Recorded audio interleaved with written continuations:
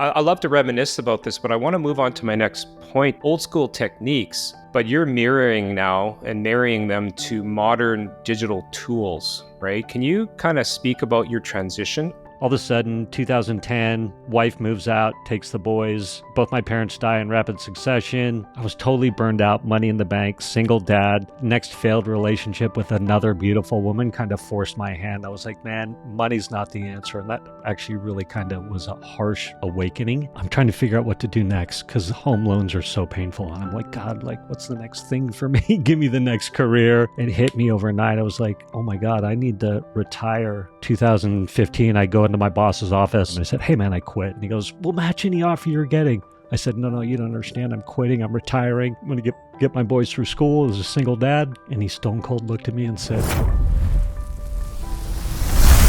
I'm Garrett Wong, and this is the Investing to Win podcast. How do you define success, and what does winning look like for you? Mischa, welcome to my podcast. Garrett, amazing to be here. Thank you so much for having me. I'm ready to get after it. We were already having fun on the pre-interview.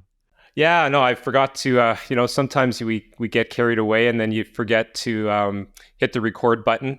Audience, Mischa is a fellow podcaster, and reached out, and I think we're going to gain a lot from this. But let's back up, Mischa. Why don't you tell the audience a little bit about your background and how you came to be here? Yeah, absolutely. So Mischa, my last name is Zvegintzov. It's a Russian name. I grew up in Wyoming, and that's a whole nother story, which we'll save that for episode number 2. But how I literally ended up here is I cold pitched you with an email that said, hey, I'd love to speak on your podcast. What do you think about that? Or something like that. And you said, yeah, that sounds great. I would be interested in that. I think you'd bring value to my audience, right? So that's literally how I ended up here. But how I ended... But let's back up a little bit. A little bit further than that. Yeah, sure. Right? So, basically, what I'd like to say that I do now, I'm going to start there and then I'll go backwards. So Today, I help heart-centered entrepreneurs increase their authority, their impact, and their income by going on what I like to call an influence tour, and that all starts by guest speaking on podcasts. And this is a relatively new development for me over the past couple of years. So it's like, well, how the heck does one end up doing that? So, my history is really 25 years in sales, where sales and entrepreneurship, where in 1995-ish, I was living in the San Francisco Bay Area, had a finance degree, and was like, I'm going to get into sales. And one of the questions you had for me, I think, was, what initially drew me to sales? And, I just want to take a deep breath here real quick, Garrett and audience. We had a tech issue when we were going to hit start here, and my camera wasn't working. And so we're starting 10, 15 minutes late. And so it's totally thrown me sideways. So I just need to take a big breath in.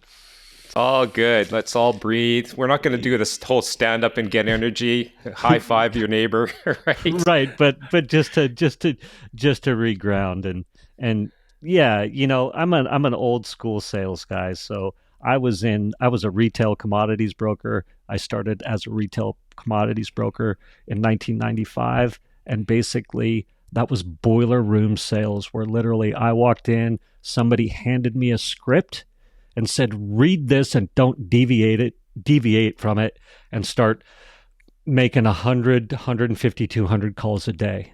So we're talking cold calls. We're talking cold calls. Absolutely. Okay. And handed me Dun & Bradstreet leads. I don't know if you've ever heard about those. Yeah, I have. Yep, the Dun & Bradstreet cards. And the profile we had was small business owners, risk takers. The commodities markets were at the time, and still are, some of the most speculative markets in the world. So corn futures, oil futures, leveraged positions, 100-to-1 leverage. And so, today, what do we have? We've got ETFs, Bitcoin, we've got leveraged coins now, futures and options on the coins. Those are some of the most leveraged markets in the world. But point is I was cold calling for speculative investors, trying to get them in the market. And Right. yeah, and so I started learning my chops there. Finally started having some success, and really what I learned there was, scripts are very powerful. Like reading off scripts are very powerful. And when you start a new venture and someone hands you a script, well, great, start reading from that. So that way you can learn the methodology, and then slowly you can start weaving in your own stories or you can make it your own, right? We always Sure. hear that, make it your own, right? Um, and so I did that for a few years. It was in the San Francisco Bay Area. Tech boom is in full swing. Some tech guys were like, Mischa, you're an animal on the phones. You'll call anybody at any time. I'd been doing it for 3 years, finally started having some success. They're like, we need a guy like you in the tech business, man. You need to. I got recruited, right? And this was Okay. in the this was late 90s, early 2000s. And I mean, money was crazy back then. Yeah. You Well, and you remember said California, right? I mean, Silicon Valley, that was tech boom right back there. tech boom. Yeah. So I started selling VPNs, T1s, DS3s, data lines, data Yeah. co-location. We were selling in effect rack space and server farms. And at the time, there was massive demand for it. And so I went from cold calling to, in effect, going door to door, business to business. So I started getting my business, my door to door chops down. And Wow. yes, yes. And so, yeah, so I started having some success. Interestingly, around that time, you would get a job at a tech company. They would hand you a whole bunch of stock options. You'd usually have some sort of wealth overnight. Unfortunately, you had 6-month vesting periods. I think this is all still true today as well. You have to work there for at least 6 months for the stocks to vest. So what happened was, went to work at a company, .com boom crashes, had all these stock options. I was worth a bunch of money. Then I was instantly worth nothing because the company went bankrupt, right? So I went to 3 or 4 tech companies in rapid succession, was literally getting a raise to each company because there was still so much money, but the market was collapsing. Anyway, fast forward to the only job I could get was in home loans. So this is 2001. Got a wife. I've got a 9-month-old son named Cooper, who's now 23. I've got a car payment, and I'm like, I got to make money. I got this baby, and only job I could get was at home loans in San Diego, California. And funnest part about that story is, like, I'm working for SBC. I'm about to get laid off. My boss loves me because I'm still working hard, but he's like, layoffs are coming. You're going to be the last guy to go. You got to get another job. Look in the company. And SBC is basically AT&T, Pacific Bell, what have you. So I'm like, I'll get a job climbing telephone poles in Iowa. Like, I got a kid, Right. You got to like, do what you got to do. got to do what you got to do. So anyway, my brother-in-law was third generation mortgage broker in San Diego, California. And they had been telling me for years, you got to get into the loan business. You'd be so good at it. You have a finance degree. You know how to talk numbers. You'll call anybody at any time. And I like the data too. So I like the lead lists and comma delimited files and all that kind of stuff. And finally, it was the only job I can get. End up in home loans. Everything comes together for me because I'm in Southern California. Real estate boom is in full swing starting 2001, 2002. Doing very well. Everything comes together for me. Darren Riley, who's my boss, and he used to love to say, and I believe who's the old coach of the Green Bay Packers? What's that guy's name from like the 50s or whatever? You remember his name? Anyway, he had this saying is, luck is when preparation meets opportunity. I like Right? that. Yeah. And so my Darren says, hey, Mischa, here's the MLS, multiple listing service, which is basically every house that's listed for sale. I'm like, you can give me access to the MLS, every house that's listed for sale. He said, yeah, here's the password. And so basically, I'm a smart guy. I knew that at the time, anybody who was selling was probably buying. So I strategically got those phone numbers, would cold call homeowners and say, hey, you're selling your house. You're probably buying a new one. They'd say yes. And then I'd push for an appointment to, to get to their house, to get their loan documentation, and took off from there. So from there, I just, you know, honestly, it's kind of crazy how it happens. So I'm doing tons of purchase business. Then I start sending out flyers to everybody who's selling their house. I'm like, you're probably selling your house and you're buying a new one, right? And so they start calling me. And then title guys like, hey, we can give you access to what at the time was called Title Pro. It might still be called Title Pro, doesn't matter. But basically, it's an access to every house in California. And now I can pull home loan data on those properties. And so for a guy like me, I was like, this is crazy. So I start doing Andy. massive. Yeah. Yeah. So I'm doing telemarketing campaigns, flyer campaigns, start getting auto dialers, like you automate the telemarketing system. So I made hundreds of thousands of hand dialed phone calls, but then you get computers to start doing the phone calls for you, right? So that's how I've made millions of phone calls, because the computers are just dialing 5 lines at a time in the background, right? Anyway. Wow. Yeah. At the time I'm listening to guys like Zig Ziglar and Brian Tracy. Wow. My goodness. I'm going to just stop you there for a second to add my own color commentary, because so, I mean, I had a science background, so kind of financy, I guess you taught a little bit of that type of brain wired. And then I had to pivot into real estate. Obviously, residential real estate, bought my own and had my own rental properties. But I took a brief pivot to be a realtor. Okay. Mm-hmm. And how old was I? I don't know. 2007. So early 30s. And so I get my license and I go into the real estate office and I'm like, okay, what's next? And literally, like, my broker was an old school guy, right? So I'm laughing as you're telling me all this stuff. He literally put a phone book in my hand. We had phone books at that time. And there was another guy that was my business partner, okay, you start from A to M, and this other guy, you start from Z to whatever, and just start calling. I'm like, well, what am I doing? No, like, literally just call and ask, introduce yourself, see your realtor, and see if you can get some sales listing calls. And then if you get a meeting, then you just go there and try to get the listing. I had no idea what I was doing, but man, does that ever teach you, right?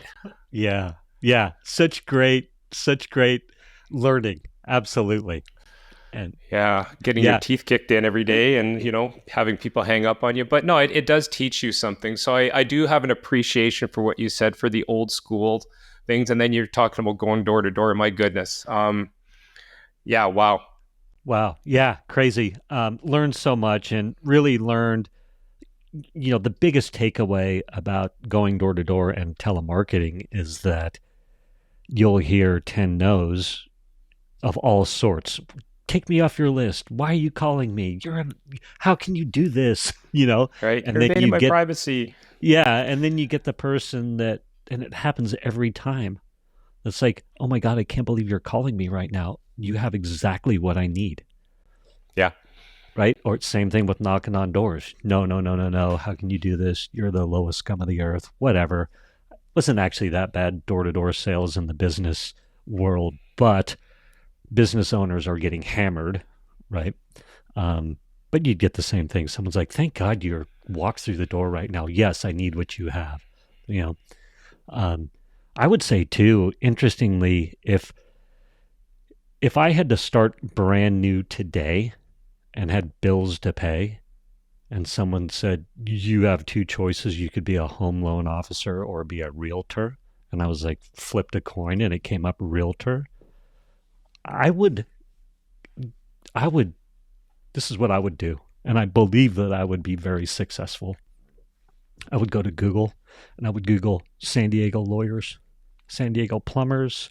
Yep. whatever small business, you're going to have their cell phone numbers. And I would start calling them, hey, my name's Mischa. I'm with Coldwell Banker Realty. I'm with whatever realtor. I'm just curious if you're interested in selling your house. And just go at it like that. And I have no doubt that every 10th or 20th person would be like, yeah, it's funny you're calling me because, yeah, I am thinking about selling my house, or I am thinking about buying a rental, or I am thinking about X. Mm-hmm. Yeah. Or, parallel market, do you know anybody because you're in all these houses, or, real estate lawyer or mortgage broker, right? Yeah. Yeah, no, there's a ton of ways. I love to reminisce about this, but I want to move on to my next point to segue, because old school techniques, but you're mirroring now and marrying them to modern digital tools, right? Can you kind of speak about your transition? Yeah, absolutely. So I'm doing very well in home loans, making a ton of money, um, which is fun. And I'm being of service. Like, my goal as a home loan officer was to serve. Stacking money was super fun as well. I will tell you that I was a home loan officer from 2001 to 2016. So I went through the Oh, ups and wow. downs. Yeah. Uh, 2007, you made it through all of that too. yep. And those were actually some of my best times, because I'm really gifted at finding the niches. And Hmm. I was an A paper, which means that I was in the best loans. I was in that arena. So I mean, it affected everybody, but my loan business was healthy ish relative to everybody else who was Right. going away. But anyway, fast forward. What happened was, all of a sudden, 2010, wife moves out, takes the boys. Both my parents die in rapid succession. I actually inherit a couple $1 million. So that I was all of a sudden I was an orphan, uh, with a bunch of money in the bank. Um, More failed relationships is what I like to call the death, divorce, failed relationship years. And I was totally burned out, money in the bank, single dad. My boys, this was what, 2016, 2015, 14, around that time frame. And Teenagers. yeah, teenagers. And so I had money in the bank, and that next failed relationship with another beautiful woman kind of forced my hand. I was like, man, money's not the answer. And that actually really kind of was a harsh awakening. Like, I was like, man, I'm really suffering emotionally, and I've got a whole bunch of money in the bank. I'm really suffering emotionally, and I can, in effect, get any woman I want. And I say that loosely, meaning that, like, Of course. I can date. I know how to get a girl. You know what I mean? And like, damn, that's not filling the God-sized hole either. And so I was really in this existential crisis, and and I'm trying to figure out what to do next, because home loans are so painful. And I'm like, God, like, what's the next thing for me? Give me the next career, and full identity crisis. And I do this program with Kyle Cease. And Kyle Cease is a find your purpose, heal your soul kind of a guy, right?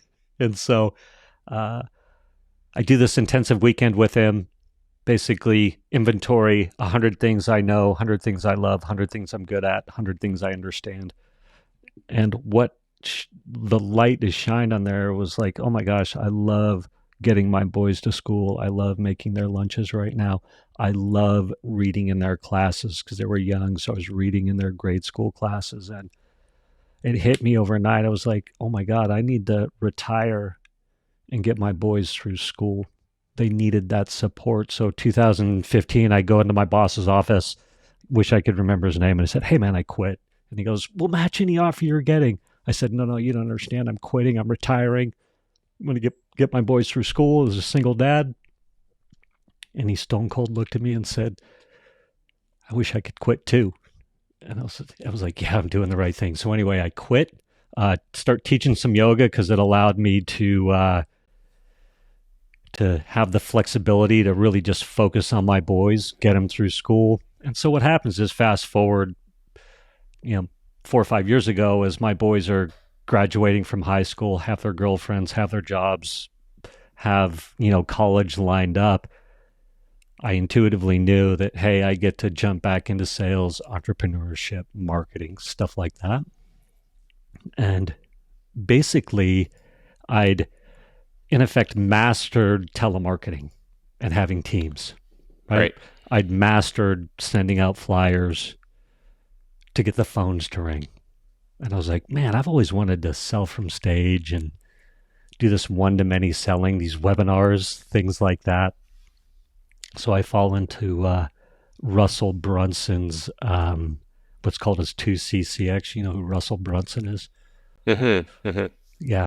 And cut a $25,000 check. And I'm like, I'm going to learn online marketing. This is 5 years ago, 4 years ago. I'm going to master online marketing naively. Here's your $25,000 check. And off to the races I go. I want to give you space to answer questions, but I have more to tell, but just in case something's coming to your mind, or I hope I'm answering your question as No, well. absolutely. Again, my audience knows that, and I was saying this to my last guest that I recorded about an hour ago. This podcast started off as a real estate podcast, but as podcasts, I mean, you're a vet with podcasts. As you know, what you start with isn't what it ends up being. And, I'm glad that I named it the Investing to Win podcast, not Garrett Wong's real estate podcast, because we do teach real estate here, but that's not what it's morphed into. What it's morphed into is I love digging into an origin story and finding out how somebody did what they're doing right now, whether it's an entrepreneur or not. So this is great stuff. Yeah. So yeah, keep it going. It's fascinating. Okay, good. Yeah, so I start in Russell Brunson's coaching. He basically says start a podcast or start a blog or start a YouTube channel. Start publishing every day. So I start a podcast. At the time, my podcast now is called the Table Rush Talk Show. When I started it, it was called Bitch Slap: The Accelerated Path to Peace, because it was like I felt like I had been bitch slapped by the universe, right? So, but at the same point, that was like hitting that bottom was the opportunity for rebirth. And I was digging a little bit into what your history, and I know you have a rebirth moment, right? Yeah. And so at some point, I'm like, oh, I love the entrepreneur game, so I'm going to rebrand my podcast more towards entrepreneurial stories versus like the hitting bottom stories. But so many of us entrepreneurs were born out of that fire of flame out of some sort. I don't actually know any successful entrepreneur that hasn't hit bottom multiple times. And when I say bottom, I mean, we're talking rock bottom, either financially, personally, professionally, whatever it is, don't know where your last dollar's coming from. I mean, we're all phoenixes, right? In one shape or form. Yeah, absolutely. So I am doing Russell's thing. This was my issue when I started in online marketing, is I didn't have a vision of what I wanted to sell. I was like, I want to master online marketing, but all I have is my life experience at this point, and I'm coming back online in effect after being retired for a bit, right? And so, Russell's very much in his book, Expert Secrets. Where is it? I thought it was up there, but it must be on a different table. But it's like, he's like, go out and test and try things and start learning and find out what you're good at. And so fast forward, I've got my podcast going. I actually have legs with it. I'm interviewing tons of entrepreneurs, tons of people. I'm flying to masterminds. I'm going to Funnel Hacking Live. I'm going to all these marketing, networking, entrepreneur conferences, just talking to entrepreneur after entrepreneur after entrepreneur. And what I'm seeing in the online marketing space is so many online entrepreneurs, they have their funnels, they're telling their stories, but they don't have their customer stories. down, right? And if you look at a guy like Russell Brunson's funnels, or who's a big guy in real estate that comes to your mind, Garrett, that might have a funnel or a website that we could look at? Grant Cardone. Grant Cardone, amazing. So Grant Cardone, yeah, he's got tons of customer stories, tons of testimonials. So I'm like, oh my gosh, there's all these online entrepreneurs out there that need to get their customer stories. So I started getting entrepreneurs, small entrepreneurs like us, their customer video testimonials. So somebody would have some success, they'd pay me to interview their customer to get their story. And one of the first frameworks that I brought to market was called my Perfect Video Testimonial System, my 5-step system for getting your customer to gladly do your selling for you. And so I'm getting paid to go interview, entrepreneurs, to interview their customers. I'm getting flown to Ireland. Stacey Oliver, who's my big client at the time and has a magazine called Mind, Body, Soul Magazine. She's flying me to her magazine release parties, and I'm interviewing her cover girls. I'm interviewing her advertisers. And so I'm getting these stories, right? And then I have what was called my customer story arc framework. So it would make sure to, in effect, from your customer, get, what was their story before they met you? How'd they meet you? And what's their life like now? Yeah, the transformation. And then package it up nicely. I still have some wicked imposter syndrome. And one of the things that Russell Brunson is teaching at the time in this 2CCX, and keep in mind, I'm $150,000 in now. It's year number 3. I've paid $25,000 a year. I've spent all this money traveling to all these conferences, learning. I've joined other coaching things. I'm bringing my son with me, Waylon, to all these events. So he's costing me a lot of money. It was so much fun, though, bringing my son to these events. Oh, absolutely. Yeah. And he actually became a very good little salesman for me. But anyway, I still have this wicked imposter syndrome. And I'm like, am I adding value? What am I doing? Russell's like, you don't have a business unless you have continuity. So you need to start a membership. You need to start a continuity program. And I'm like, how am I going to turn getting customer video testimonials into continuity? And people are like, oh, just set up a retainer program. And in hindsight, there's all these great ideas out there that would have worked, but my brain was rejecting them. I just couldn't figure it out. And I joined Stu McLaren's membership training course. What was it? It's like the TME. Because I'm like, I got to get a membership launched. Who do I go to? Like, who's the membership king out there? This guy named Stu McLaren. Join his thing. So a few things happen in rapid succession. Got this wicked imposter syndrome. I wake up from an email from Stacey Oliver, Mind, Body, Soul Magazine. She says, Mischa, you're the only one who moves the needle in my business. I pay all these other people and I'm wasting my money. You're the one who drives the revenue. And I was like, oh my gosh, right? In that moment, I was like, I am adding value. At the same time, Ryan Lipsey, who's got the small business spotlight, is like, hey, he'd been harassing me for a few months to come speak on his podcast, on his show. He's got a large audience of realtors. He's like, my realtors need to know how to get their customer stories and then how to repurpose that content into clips. And I'm pretty good at repurposing that content. So I'd finally capitulated or said, yes, I'll speak on your show. So I get that email from Stacey, you're adding value. Next day I speak on Ryan's show and I crush it. I'm like, oh my gosh. And I'm guiding people to a Google form. You know, a Google Forms? Of course, yeah. Yeah, so I had made this like the crappiest of crappy opt-in forms on a Google form and it's working. And I was like, oh my God, I need to go on a podcast tour. Right? I'm like, I've got a story to tell and people will opt in. Like, I got to bring this thing to market, right?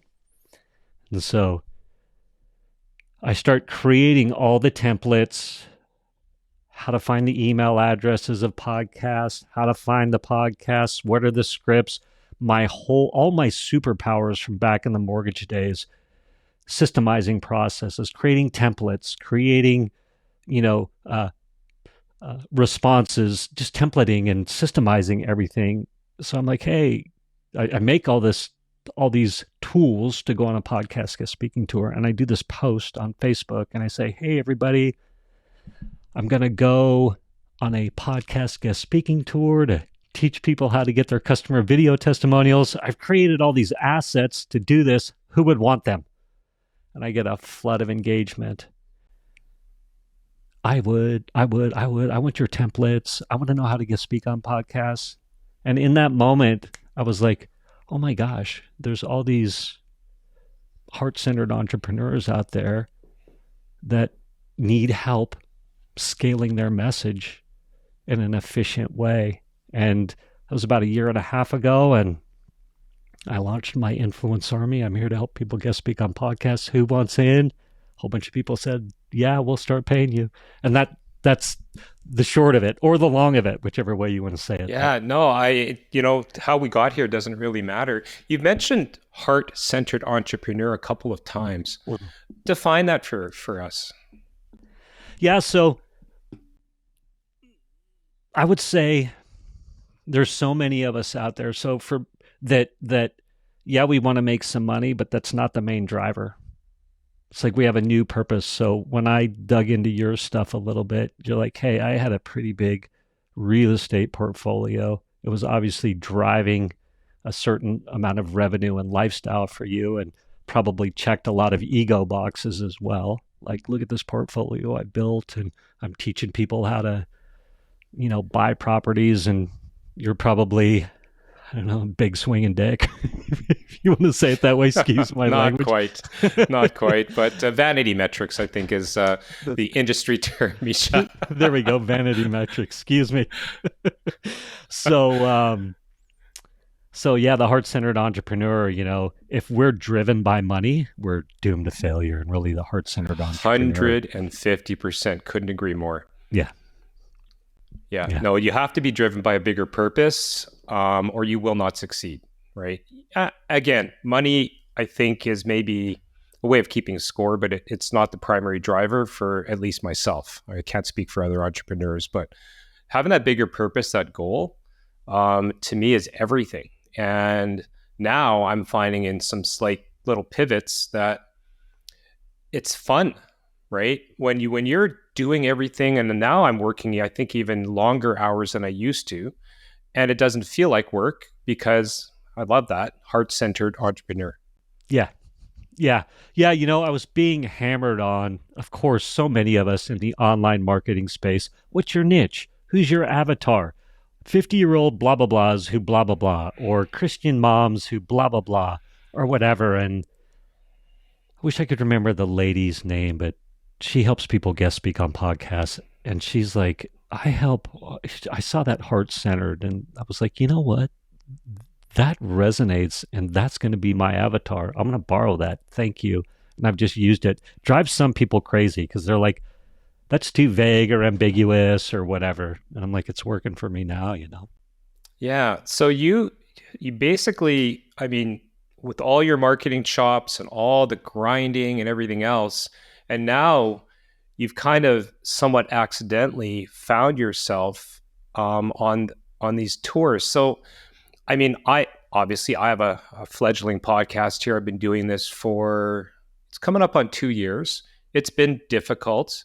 And I've heard of the necessity to build my podcast and my brand through speaking on other podcasts. Let's dive into that, because that's really, now we're here. Okay, let's talk about this in terms of why we want to do it. What is a podcast tour? Yeah, great question. So when I talk about an influence tour, there's a lot of pieces with that. It starts by guest speaking on podcasts, which we'll speak to in a minute. But then there's also leveraging that network that you're building over and above just the guest speaking on podcasts. And we've got list share opportunities, and we've got affiliate programs that we can start building and doing all these sorts of things, right? And podcast guest speaking is the first piece of that. I'm gonna pull something up really quick as well here. Bear with me. And then ask me the question again so I can answer it succinctly, please.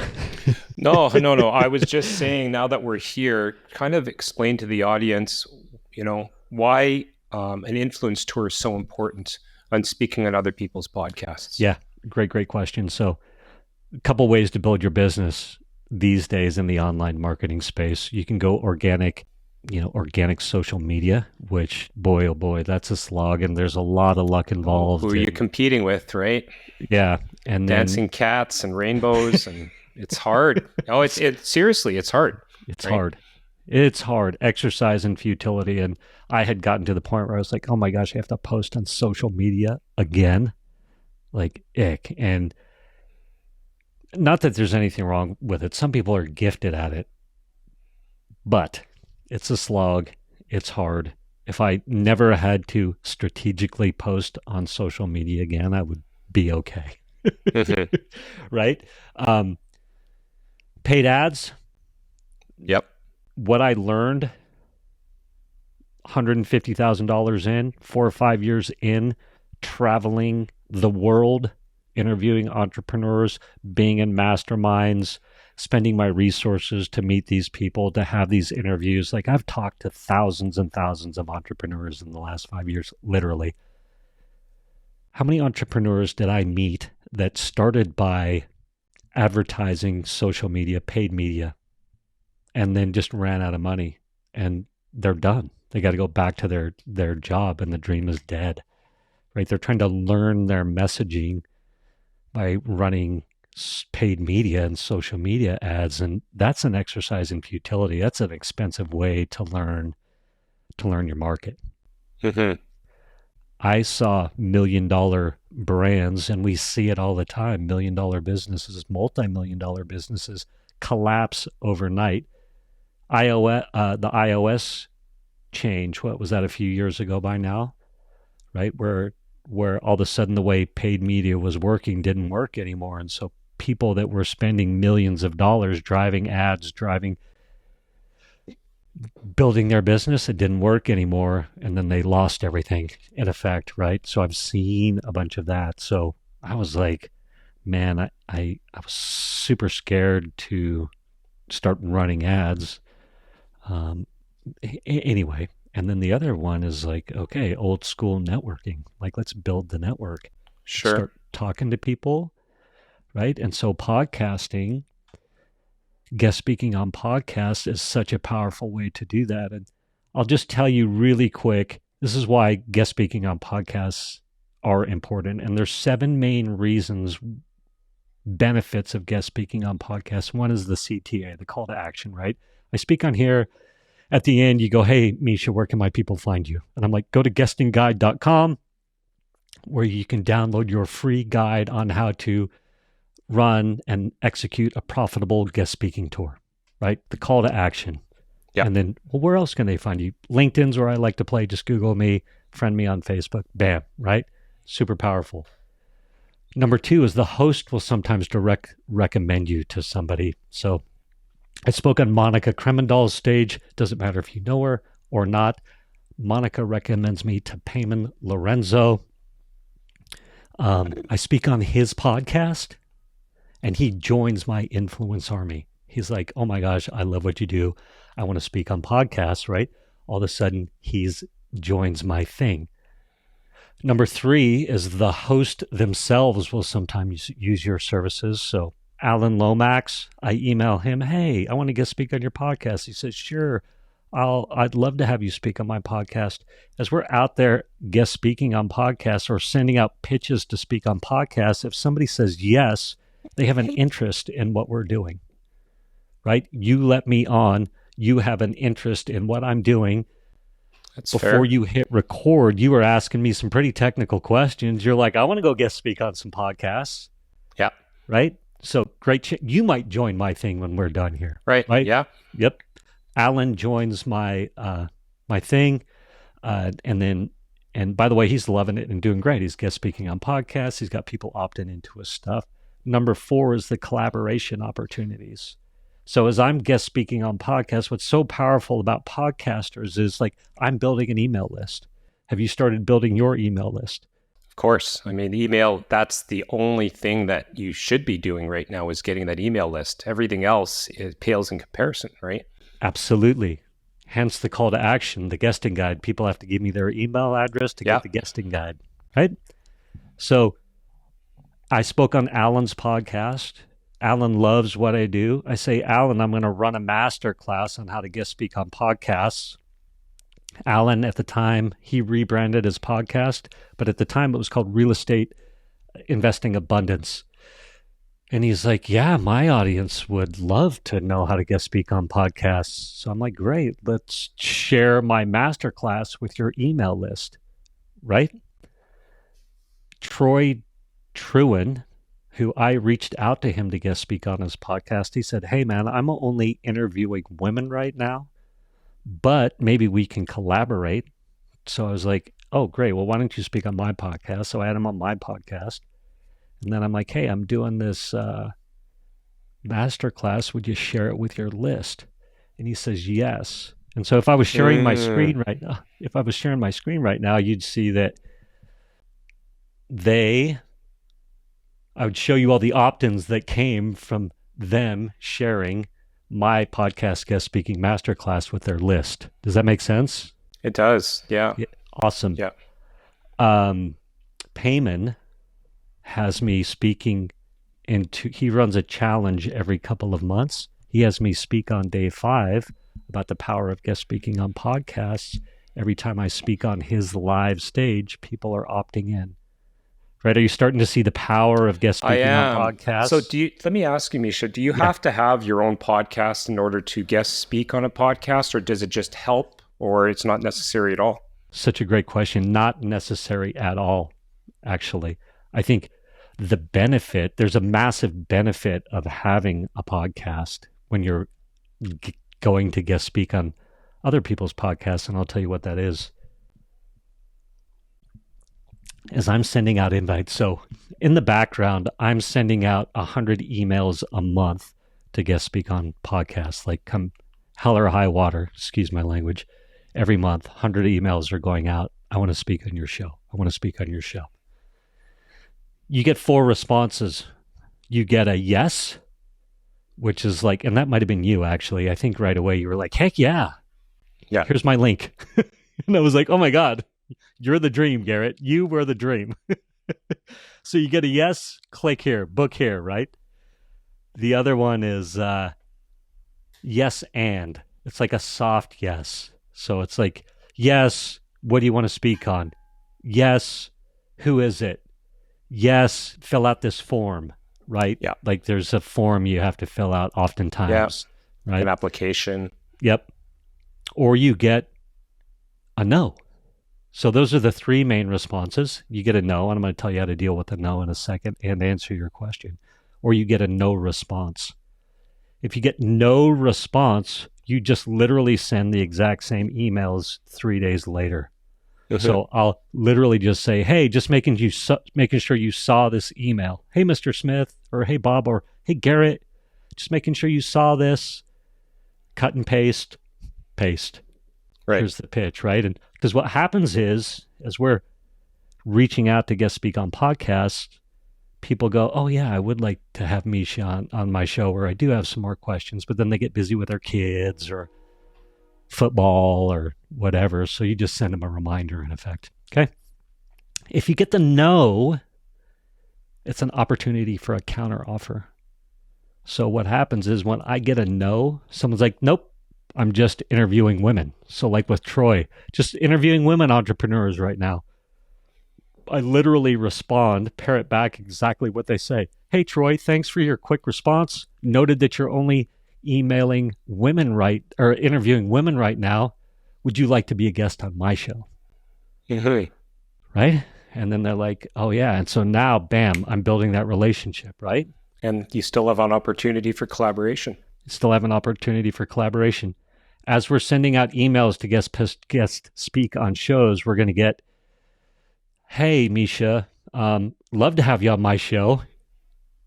there's a $500 production fee or a $1,000 production fee or things like that. Whenever I get that, I just say, hey, thanks for your quick response.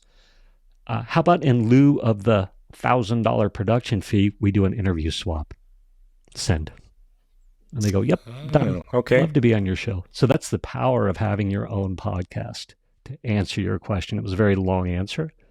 Anybody listening that doesn't have a podcast, it's an opportunity for a counter offer when you hear a no. So Stacey Oliver with her Mind, Body, Soul magazine, when someone says no, she says, oh, noted that you're not interviewing female entrepreneurs right now or whatever it is.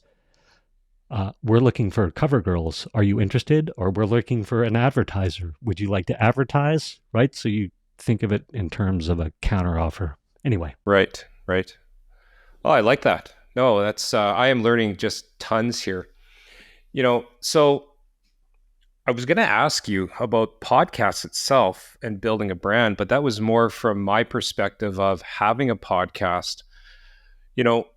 One thing that I'd like, let's do a hot seat, actually. You said you've done, I love these things, although never been the subject of it, but let's put me in the hot seat. Okay. You said you've done some background on me.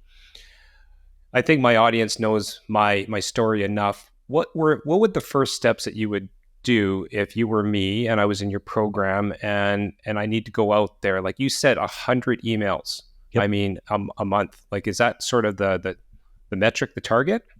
I think so. At least 100 to 200. And two things. So first off, I'll just say this and then we'll hot seat you. Okay. So if you Google how to guest speak on podcasts or going on a podcast tour or guest speaking on podcasts, most of the information you will get will be, find the top 50 podcasts, review their podcast, listen to their episodes, friend them on social media, comment on their stuff. Like if I had to do that on every podcast I wanted to speak on, I would not have time. Right. Does that make sense? So I think it's a great, great strategy. However, to tactically find a podcast here or there and be like, yeah, that is one that I'm willing to put a little bit more time into to speak on the podcast. So I'm not saying don't do that. What I am saying is I need to be able to send out a lot more invites to get on the shows. It is a numbers game. One of the questions you had for me is like, what's one of the things you learned from the old school that you're bringing into the new? It's like it's a numbers game to a certain extent. I hate to say it. You just got to send out 100 a day, right? Or 100 a month. But so for you, I would go, number one is the shift of when I started, and I learned this from Ron's story. I was like, I'm going to go guest speak on all these podcasts. And Ron's like, yeah, well, of course, I just wanted to speak on Joe Rogan or Tim Ferriss or, the big entrepreneur podcast, sure. Grant Cardone's podcast. Gary V, everything. Yeah, Gary V, exactly. And really, if any of those people would have said yes when I started, I'd have wasted the opportunity anyway. You know what I mean? Now, I don't know, I have 50 or 100 podcast guest speaking appearances into it. It's like, yeah, let me on that show. I've got my stories dialed in. Like, I'm ready to go. But anyway, Ron said to me, he goes, if you could speak on a stage right now to 10 people who have an interest in what you do, would you do it? Of course I would. Would you, of course. Garrett? Yes, absolutely, 100%. Absolutely. So there are thousands and thousands of podcasts out there that have tiny audiences of 10, 50, 100, 200 people. That's all it takes. It does not need to be Joe Rogan. It does not need to be Tim Ferriss, Grant Cardone, Gary V, right? And then really what we're looking for is the Venn diagram alignment of interest, right? So putting you on the hot seat, I know that you want to grow your business and you are trying to, let me find out, I have a note on you. Give me 1 second here. You're trying to build you are building a membership or a community of rental owners, right? Yep, self-managing rental property owners. Self-managing rental property owners. So in your previous life, you were a scientist of some sort, I'm thinking. I was, yeah.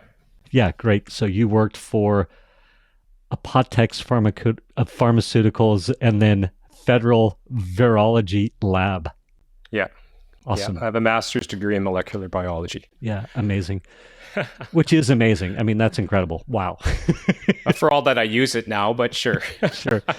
And so I also know this, being in the mortgage industry, tons of scientists, tons of engineers Yep. want to have rental properties and are grown up like, I'm going to own rental properties and build my rental property portfolio. Would you agree or disagree? I would agree. Awesome. What podcasts potentially are those people listening to? Oh, wow. Yeah, like, well, okay, let's take an engineer, right? Since this is a hot seat and they're listening to, I don't know, a structural engineer or a civic engineer is listening to a podcast on building better roads. I mean, are you suggesting that I could add value to that podcast simply because their audience might be interested in learning about how to self-manage a rental property? Or am I taking it a little bit too tongue-in-cheek? Nope. I think that that's exactly what you need to think. And I would tell you that, and anybody listening might go, well, that's a stretch. Yet, I'm speaking on your podcast, Investing to Win podcast, about guest speaking on podcasts, and you are mostly, in theory, about rental investing. Right. Yes. Yeah, that's fair. Yeah. Yep. You as the host have a direct interest in what I'm doing, and so there's so many other people that are hosting those podcasts that have an interest in what's Garrett literally about what you're doing. You can bridge the scientist gap as well, if that makes sense. Mm-hmm. Oh, right? No, for sure. Yeah. You can also speak to it in a lot of ways. If you think about just like, how do I want to say this? I've talked about how I flamed out and rebirthed, right? So yeah, you have so many stories to tell. Just by me looking at your content before I jumped on here, I'm like, oh my God, you have so many stories to tell where you can bridge that gap, if that makes sense. Sure. Right? And so I would also then challenge you again, what other podcasts are scientists, engineers listening to? They're probably listening to technical-minded podcasts. They're probably listening to podcasts that, I don't know, there's so many out there over and above just like how to be an engineer podcast. You know, I'm going to give credit where credit's due, because I mentioned Grant Cardone, and I've recently been following him a lot, bought into a few of his programs, and he says to do this at least once a year. He calls it a whiteboard exercise. And you start writing down, because you think you're an ordinary, boring person, and how am I going to speak on these topics? So you start writing down, well, what am I? Okay, well, I'm an entrepreneur. Okay, great. Write that down. I'm a husband. I'm a father. I'm a best friend. I'm an employer, right? And all of a sudden you realize, okay, I lost my dad when I was 29 years old. I got married.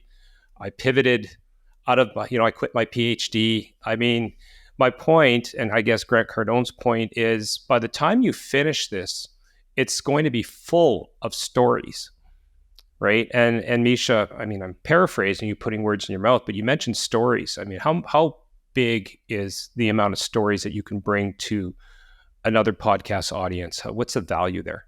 Oh my gosh, it's incredible. And stories are really what add value to what we're creating. It's the story that adds value. It can turn a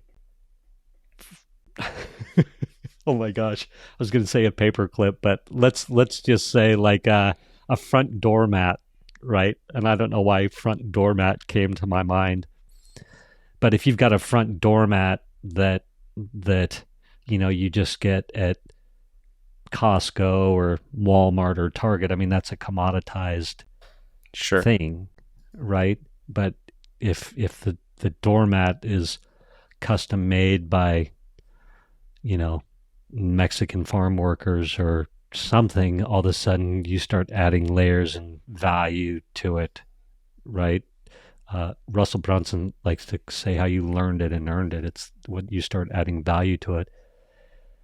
But imagine as well as your father died, and so you have some things that to the normal person are commodity, but to you, there's a lot of emotional attachment to it, Yeah. right? So if you start telling stories around your father and how this front mat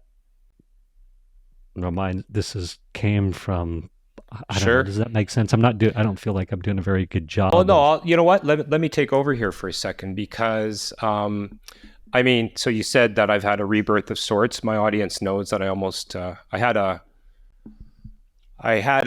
misdiagnosis where they thought I had an incurable fatal disease and I'd be dead within 4 months. Okay. Damn.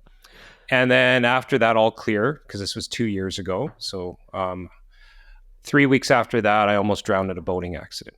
Okay. So fast forward to the boating accident. I'm with my oldest son, Nathan, and he had my dad's filleting knife. Okay. That was passed down to me, and I got it from him. And then he passes away, and it's in his fishing bag. I'm just framing this as a story. I think that's what you're trying to say. So the boat sinks, and we're both okay. I mean, that's another podcast for another story. And the thing that affected him the most, other than, not dying, was that he had lost his grandfather's knife. And Nathan had never met his grandfather because he died 2 years before he was born. Okay. So fast forward to the next day, and I had hired a crane operator. They pulled the boat out of the lake, and lo and behold, his fishing backpack had somehow gotten snagged around the steering wheel of the boat and didn't float away or sink. So he actually got the knife back, right? I believe that's what you're talking about here. Absolutely. And so we start making those emotional connections with people, and all of a sudden it's like, holy mackerel, right? Like Yeah. there's value there. One of the things that I teach in my Influence Army and on my guest speaking roadmap, step number 3 on my guest speaking roadmap is my story bank, get your stories together worksheet. So you expertly know what to say, when to say it to inspire your audience to action. And basically, we're just inventorying our stories. Like Grant Cardone said, like I learned it from Russell Brunson. Russell Brunson's like, hook story offer, stories would add value. Start inventorying your stories. And so how it's morphed for me and what I teach my people is you have your story arcs. So those are the key story arcs of your life. And so for me, I've got my recovery years. Haven't talked about it yet on your show, but I got clean and sober when I was 17 years old. I've been sober my whole life. I look at everything through that 12-step modality lens, right? And yeah, Judge Rank, when I was 17 years old, said, you can go to jail or you can go to treatment. What's it going to be? And I have more stories around that, right? But point is, story arc number 1 for me is the recovery years. Story arc number 2 is the success, grow your family, kick butt years, right? Story arc number 3 is that death, divorce, failed relationships, identity crisis arc. Yeah. Mm-hmm. Yeah. Rebirth into online marketing. And then you start inventorying your stories within theirs. And the key stories within those story arcs are your stories, the impactful people stories, and your customer stories. And, the customer stories are like Stacey Oliver. She was an impactful person, but also, she joined my Influence Army. I've got stories about the success she's had, how it helped her, close deals, blah, blah, blah, blah, blah. Rick and what's her name? Carissa have both used this story bank, get your story together worksheet framework to great success. I'll save it for you, but we're just inventorying those stories. A lot of people go, well, I don't have any customer success stories. I'm like, well, who have you positively impacted in your life? Parents, friends, coworkers, aunts, uncles, right? Like start inventorying the people that you've positively impacted. But anyway, I went on a little tangent there. No, I love that. And I think we're saying the same thing here. But so I guess the point of the exercise is to serve up a story that the host podcast feels will resonate with their audience. Give Yeah. them a choice. I mean, I know that there's, I get approached by agents all the time. We talked about this in pre-show, and they have this thing called a one sheet, right? Yep.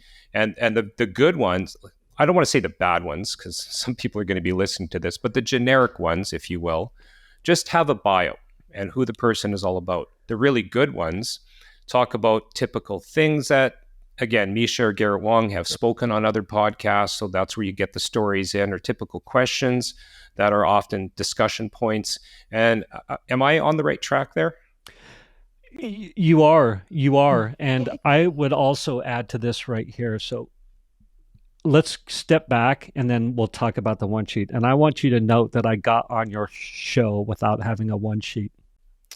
That is fair. Yeah. No, It was just the email, nothing else. That's it. So I don't even. You had me at hello, Mischa. Yes.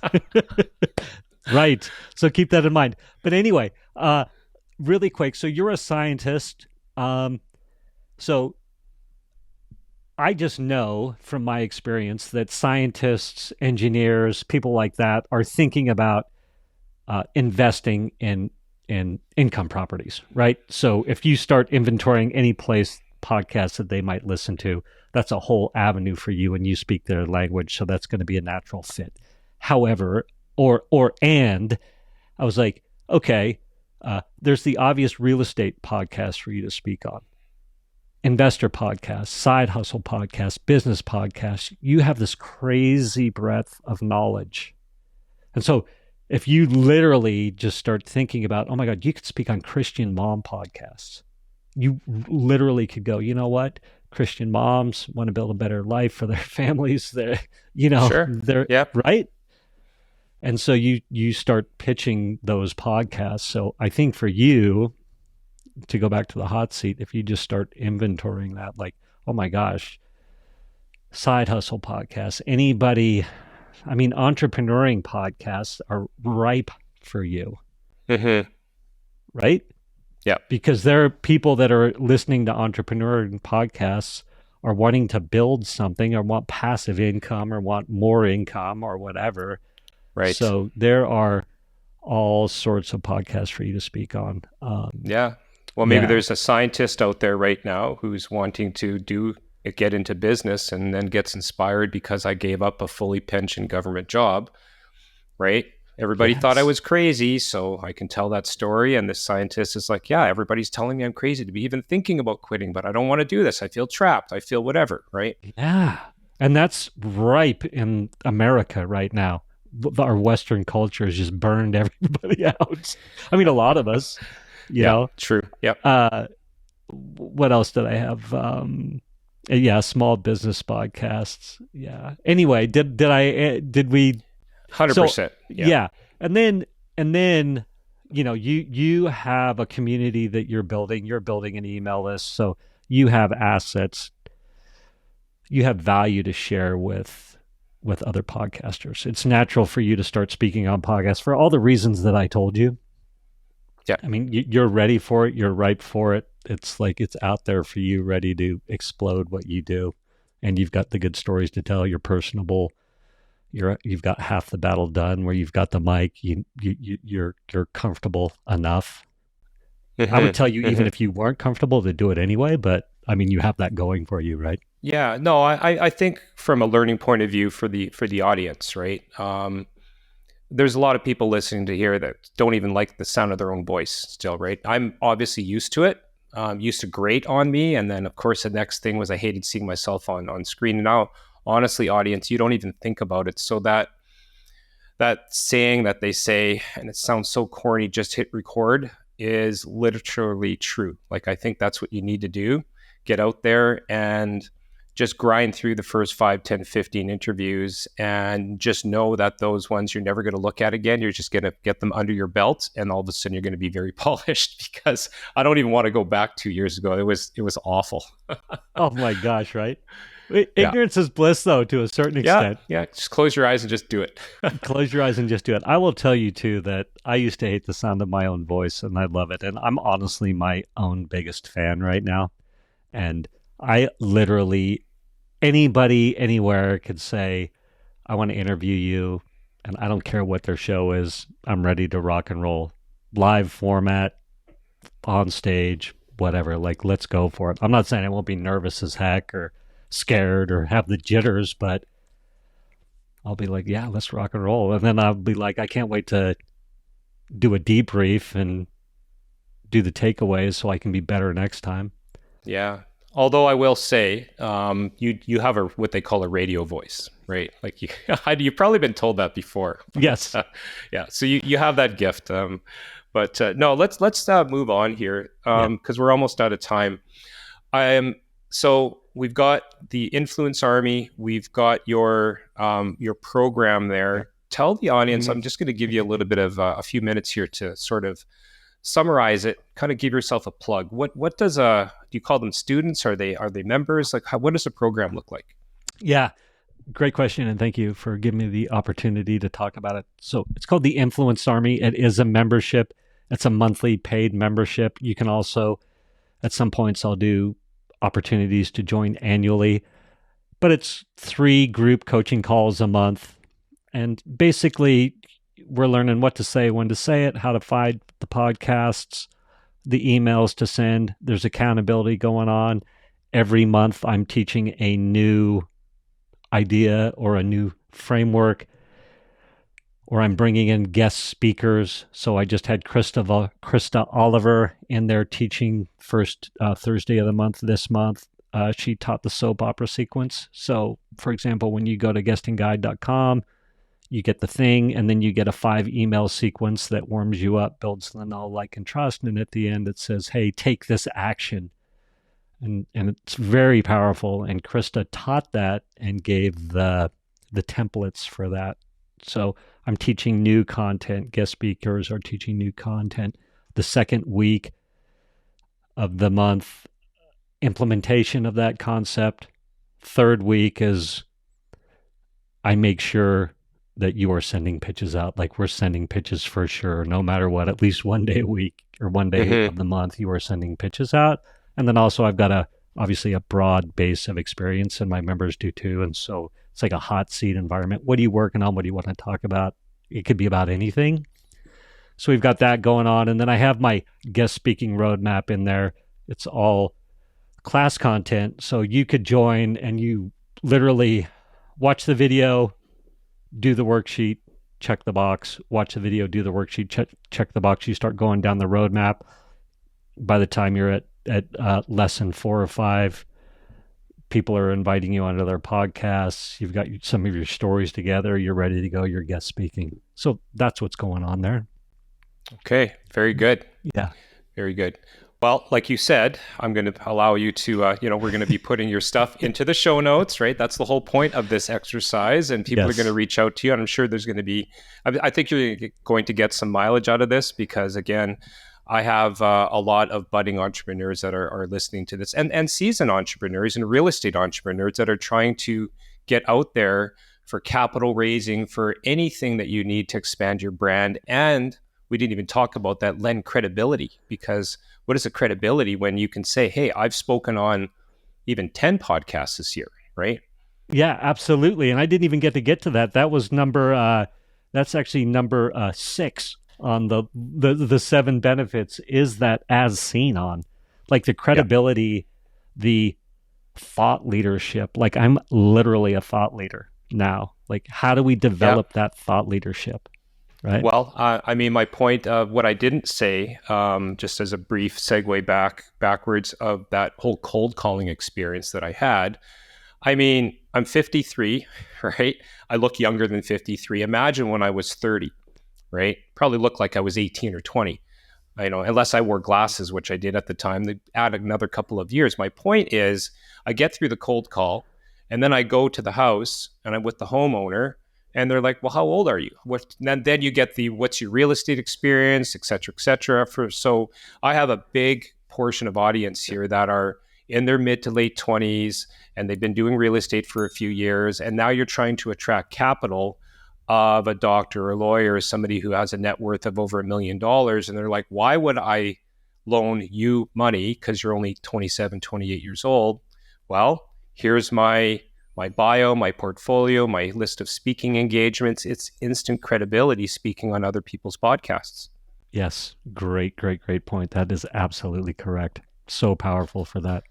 Yeah. I have, I will say this. Sorry, I know we're running late on time and you were just about to say something, but quick. Go ahead. Yeah, go ahead. When I first started sending out my podcast invites, obviously I've got a great pitch because it got me on your show. But this lady said, great pitch. But when I went to your website, you're not a thought leader. What am I missing? And I was like, oh my gosh, her name was Maria, right? Because I had no social proof of that thought leadership. Like, you are a thought leader in what you do, Garrett. There's no doubt about it. I'm a thought leader in what I do. No doubt about it, with all our experience. But I had no documentable proof of the new, right? Okay. Yeah. I literally just got an email the other day that says, we love having thought leaders like you. Because now you go to my website, you go to my stuff. I've got this as seen on, right? Yeah. Anyway. And I imagine you probably go over that in your community too. Yeah.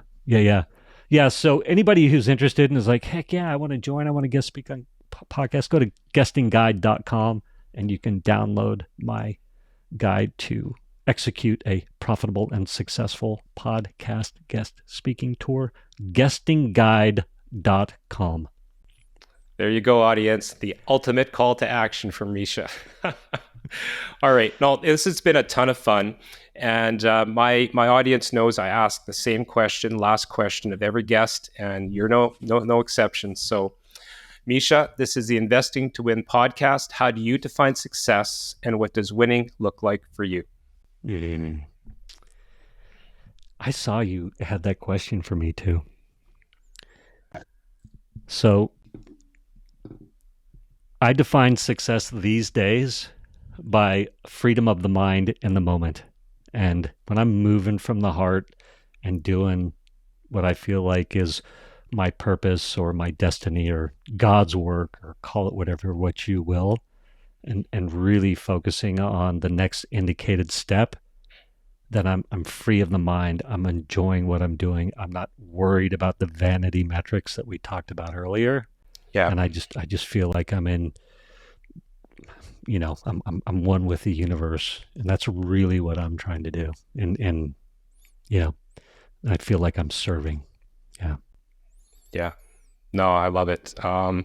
Couldn't agree more. I think we're cut from the same cloth because, like you said, heart-centered entrepreneurship, right? And then you don't even feel like you're working. I think we're both just having fun. That's it, right? Yeah. Awesome. Well, thanks again for hanging out with me for the last hour. It's been a ton of fun. I will put your stuff into the show notes, and we'll see each other on social media. So thanks for coming by. Amazing, Garrett. Thanks for the platform. All right. Thank you.